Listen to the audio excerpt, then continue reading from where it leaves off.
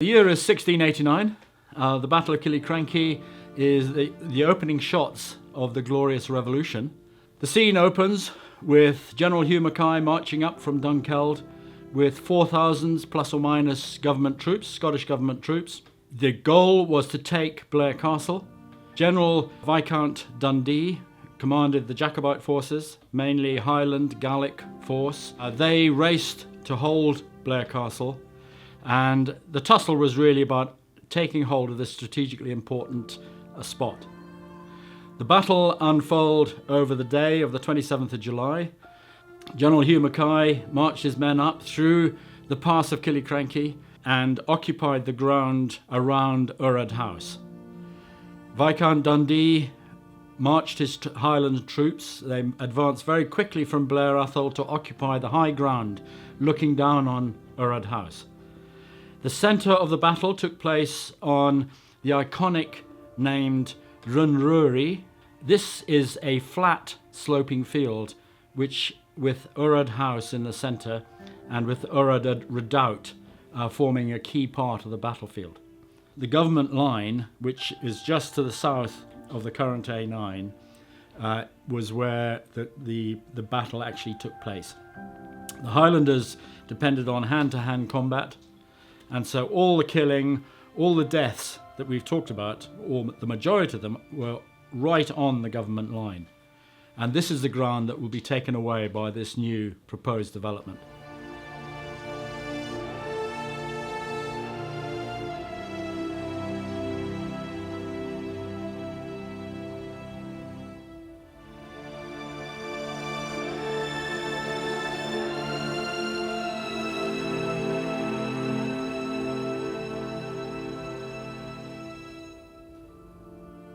We're now standing at the edge of the Lagnabuig settlement, which I'm facing, and in the background here we have the Killiecrankie battlefield monument, which is used every year for commemorative services and frequently visited by the public. The flag marks the position of Ramsay's regiment. The line between where I'm standing and the flag is where the most heavy fighting took place. The yellow and black tape marks the extent of the disruption that will be inflicted by the A9 development, and will completely obliterate the archaeological potential of this site. Okay, we're standing at the edge of the Lagnabuig settlement. Just behind me here to the right is where in 2003 the two men in the trench put in a small excavation which discovered a 19th century barn. But the important thing to point here is all the ground behind this is part of the Lagnabuig settlement, played a potentially critical role in the battle, and has had no archaeological investigation at all. The yellow tape that you see to my right, that indicates the area of ground that will be completely disrupted by the proposed A9 development. We're now standing at the heart of the battle, if you like. This is the battle in Gaelic is known as La Runrury. We are standing on the edge of Runrury, Rory's high field or flat field. If we look across to the left there, you can see the B-listed garden wall for Urrad House. This is quite close to what we believe is the Runrury Redoubt, and the possible place where Viscount Dundee, Bonnie Dundee, was killed in the early stages of the battle. Looking over here on the right, we have the B-listed wall of the walled garden at Urrad House. Behind me, extending into the distance, you can see Rory's flat field. This is disrupted obviously by the bund that was put in with the original construction of the A9.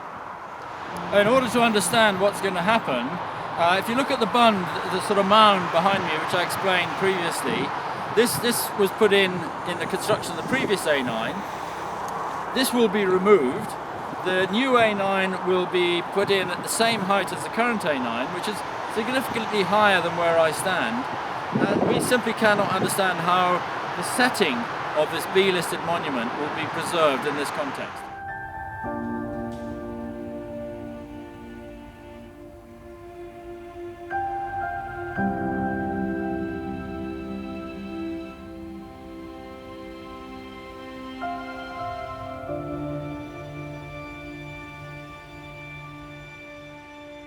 I'm standing on one of the original topographical features, the stepped ground.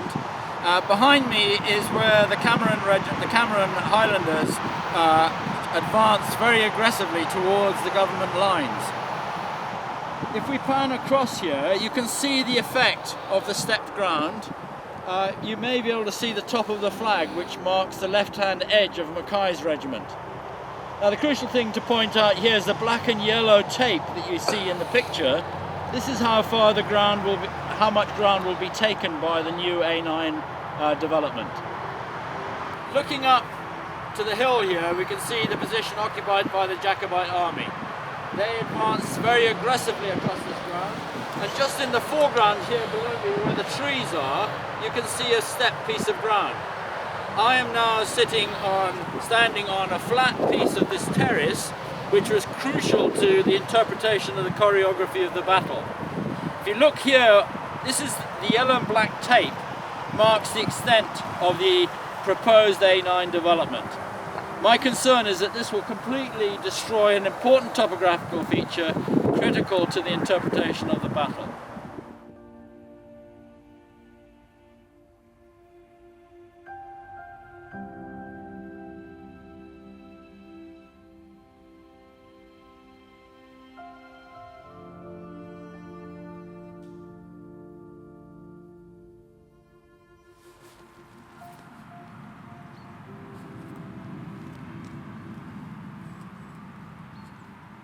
We're standing on the right wing of the government forces, indicated by the yellow lion rampant. This area of ground behind me is all going to be taken away by the proposed A9 development. The ground will be occupied, as you can see in the distance. There's a bridge. There'll be a new bridge put in. There will be a sud soakaway, and crucially, along a long length of this will be a 20-meter deep lay-by. This will completely remove all the features of the battle in this area. Okay, looking behind us here, you can see the area covered by these trees is the Gurneig burn. This is what both armies were concerned about, and it anchored the right wing of the government forces and the left wing of the Highland Army. All this ground we're standing on, right up to the A9 behind me, will be removed under the current proposed A9 development plan. If you look up to the hill behind us, you can see the position where those houses are. This was Ochilmore, and this ground was occupied by the MacDonalds of Slate, who aggressively attacked Hastings' regiment, which is on the ground where we stand. And we know Hastings' regiment was broken up. We know the Highlanders then chased the government troops away from this position. What we don't know is what the impact of this ground was on the outcome of the battle. This battle marked many firsts and many lasts. This was the last recorded battle where the Highlanders used the large two-handed broadsword. It's also the first battle where the government soldiers used grenades, and in fact the grenade may be the first instance of friendly fire killing government soldiers. It's the first battle where plug bayonets were used, and may have been instrumental in the development of the modern ring bayonet. So there are a lot of really important features of this battle that I think are not fully appreciated.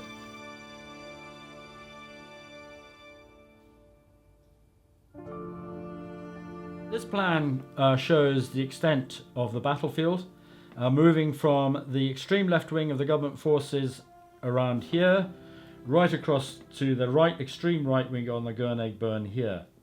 Now, for this point of this exercise, we're really concerned in the area starting at this road here and extending right across the Gurneig burn on this side. As you can see here, the ground marked F2 and this green area here, Lag na Buig, has had no archaeological investigation at all. This is right opposite the current memorial cairn marked as Clever's tomb. As we move across the ground here, we can see Urad House, the B-listed wall garden, and I think here on the plan you can see how close the corner of the B-listed walled garden is to the proposed development of the A9. Moving across here to F6. F6, F7 are crucial to understanding the choreography of the battle. This is where Hugh Mackay's brothers' regiment stood. This was the first regiment to break and run, was devastated by the Highland charge. And crucially for interpretation of the battle, this is also where the stepped ground potentially had the biggest impact on the outcome of the battle. The blue hatch ground you can see on F7, this was the archaeological investigation carried out in 2003 by 2 men in the trench.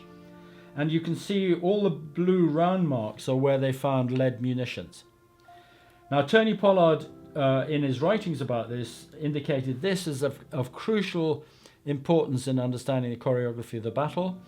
The stepped ground may well have been the reason that the Highlanders managed to devastate such a large government force. This area requires further investigation. The topography of this ground, as well as the archaeological potential, is really significant to understanding this important battle. And as indicated in the plan, this area from the Gurneig right up to this road here, the proposed A9 development will remove or obliterate all the archaeology as well as topographical remains of the ground, crucial to understanding the battle. Here, if we look over at Lag na Buig, this ground in front of Lag na Buig has had no investigation other than this grid that was put in in 2003 by 2 men in a trench, which indicated a 19th century barn. But this whole area here, the Lag na Buig settlement, which is mentioned in the battle, has had no archaeological investigation. And despite the fact some of it has been destroyed by the original A9, there remains significant archaeology in place, in situ, that hasn't been investigated. The other important thing I think to point out here is the proximity of the memorial cairn, listed here as Tet Claver's tomb. This is used every year. There's a memorial commemoration takes place here. This is one of the centerpieces where visitors can come and gather and look at the battle and find information about the battle. And one of our concerns is how close this is to the A9. The fact that the A9 will encroach within really a few yards of this important war memorial will be crucial to future generations' ability to enjoy and understand this site. If we move over to the right-hand wing of the government forces here, this is the area F9, which has had a rudimentary metal detector survey. This is the area of ground covered by Hastings Regiment. This is also a really important area, and almost all this ground here will be taken away by the proposed development of the A9. Now, this is important for two reasons. One, it's the position occupied by the only English regiment that took part in this battle, but it also covers potential escape routes of government forces leaving the battlefield over the Gurneig Burn. And none of this area has had a proper investigation. Virtually all the ground indicated by F9 will be covered in significant amount of topsoil to bring the ground up level to the current A9 position. The ground that will be taken up by the A9 development, the proposed A9 development, is right on the government line, is where all the main part of the battle took place.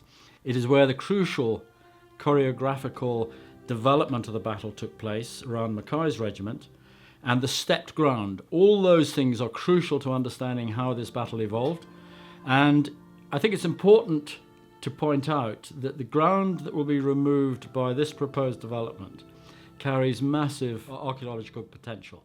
Dr. Tony Pollard, in his report, indicated that this battlefield is one of the better preserved battlefields from this era, and has therefore got a lot of archaeological potential. There are a significant number of layers of protection that have been added in, and for me it's a true irony that 2017 was designated as the year of history, heritage and archaeology, and potentially this is the year that will mark the desecration of the Battle of Killiecrankie, the site of the Battle of Killiecrankie. If we think about the extra layers of protection that have been put in, these are sort of outlined in the strategic policy framework. They are gone into in further detail by the Historic Environment Scotland and their inventory of the battlefield. And all the key historic assets we've talked about in this presentation are all listed in the inventory of the battlefield. Now, it's important to understand when we think about these layers of protection that the protection sets out for these assets not only to be protected but ideally enhanced. And the fact that the original A9 partially damaged and desecrated some of these key assets of the battlefield should actually put further impetus towards protecting those very important assets that still remain. And I would remind you that Dr. Tony Pollard indicated this site, this battlefield, is incredibly well preserved, is one of the best preserved, and has massive potential for understanding further the events that took place on that day.